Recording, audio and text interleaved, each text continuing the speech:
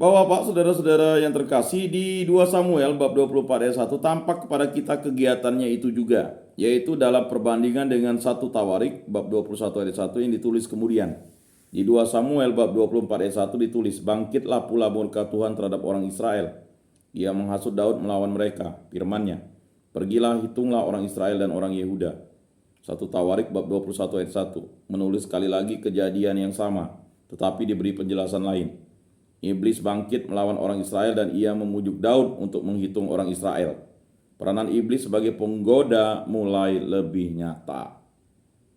Nah, sudah paham ya? Dalam perjanjian baru tampak kepada kita kegiatan iblis sebagai musuh terhadap Allah dan terhadap pemerintahan Allah di dalam diri Yesus Kristus dan di dalam umat gereja. Penggoda itu mendekati Yesus di dalam gurun. Dan lukisan penggodaan adalah berbeda-beda pada tiap-tiap pengarang Injil. Markus hanya menyebut fakta. Lukas menyebut waktu 40 hari tinggalnya di padang gurun. Sebagai lambang 40 tahun tinggalnya Israel di padang gurun. Penggodaan itu isinya Yesus harus membuat tanda mukjizat untuk kepentingan sendiri. Membuat roti dari batu. Harus mengakui kekuasaan iblis atas dunia. Harus bertindak sebagai ahli sihir untuk menuntut bantuan dari Allah. Matius menyebut 3 penggoda itu juga hanya berlainan urutannya. Nah, itu maksudnya ya.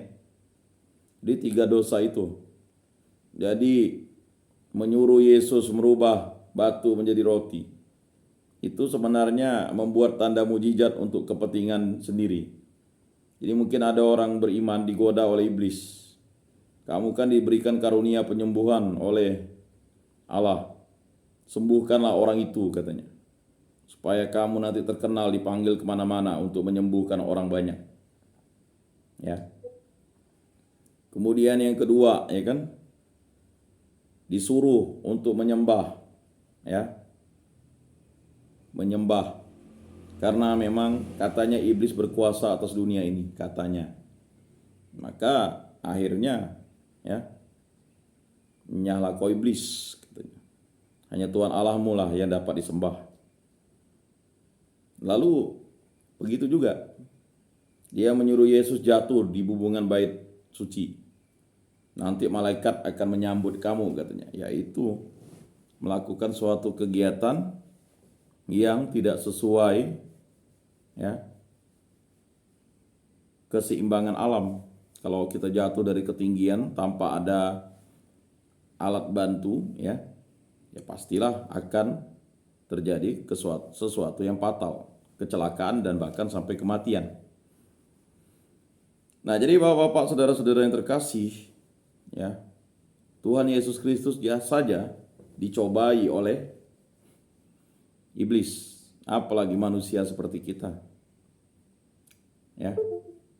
Jadi oknum, ya, hal dunia, hawa nafsu, dan yang ketiga ini, oknum iblis ini berbahaya dampaknya bagi kesehatan iman kita. Ya. Supaya usahanya bagus, Pak, lancar, Pak. Ayo, Pak. Ya kan? Kita pergi ke sana, menyembah ini, menyembah itu. Kalau mau berhasil jadi caleg, Pak, nyembah ini, Pak. Ya kan? Cari dukun ini, Pak, dia bisa mempengaruhi orang. Ya kan? Lalu mulailah satu orang itu berhasil, lalu yang lain juga dikasih resepnya, dan akhirnya orang itu dualisme, dia melakukan tindakan-tindakan yang melawan kedaulatan Allah. Jadi perintah Allah itu sudah, ya, dinodainya, dicemari dengan dosanya sendiri.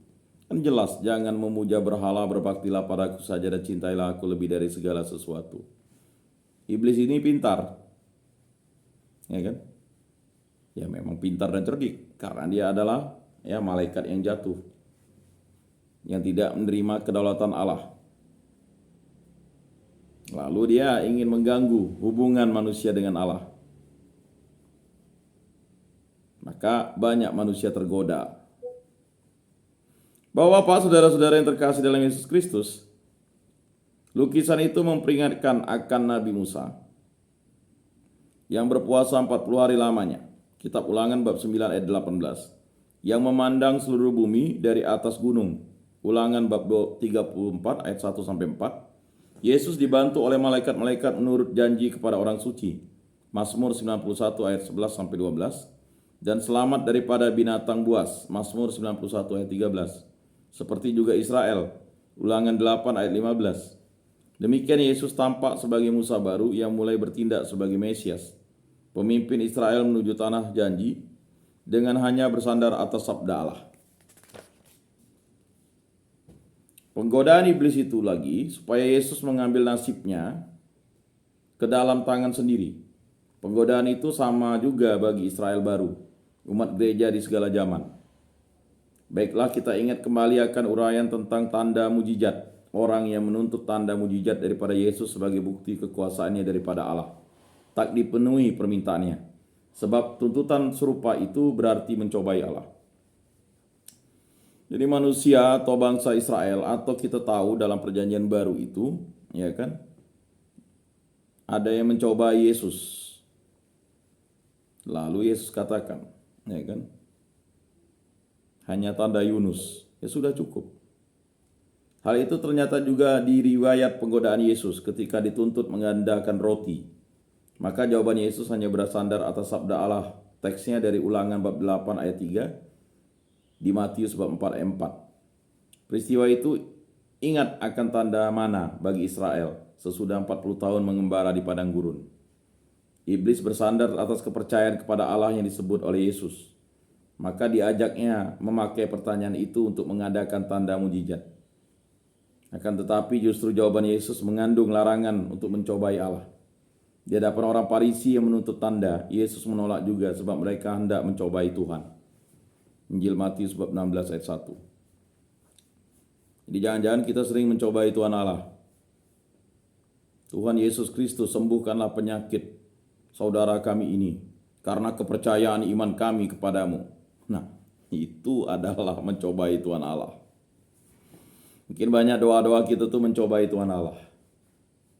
Firman-Mu berkata, ya kan?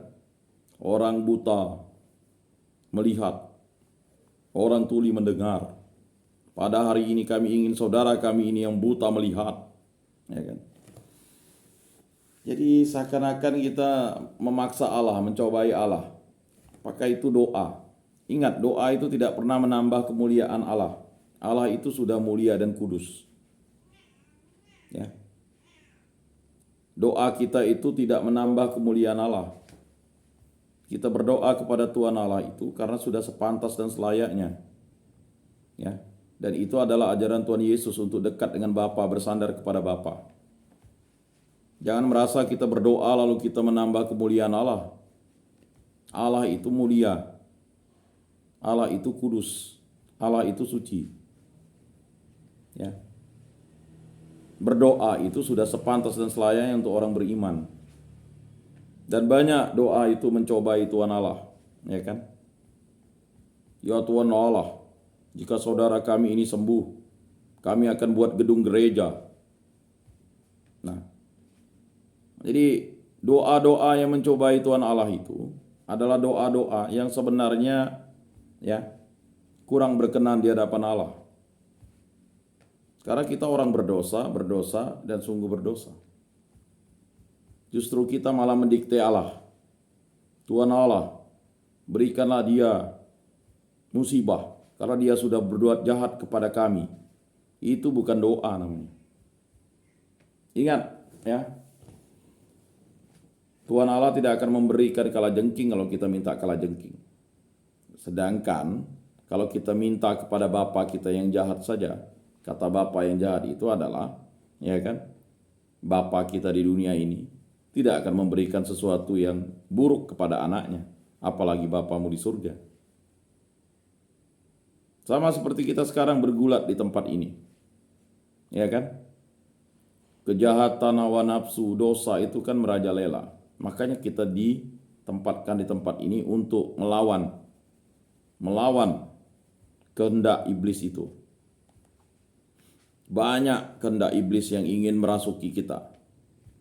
Dari mulai ya kan, keinginan, kesombongan, kelobaan, kerakusan, keinginan mencuri, keinginan untuk ya hawa nafsu, bermacam-macam ya. Tetapi kalau kita tidak menyandarkan diri kepada Tuhan Allah, akibatnya fatal. Dan akibatnya kita akan menjadi pribadi yang sombong dan congkak. Nah, demikianlah dua materi yang saya sampaikan pada hari ini. Semoga bermakna dalam dan bermanfaat dalam hidup kita.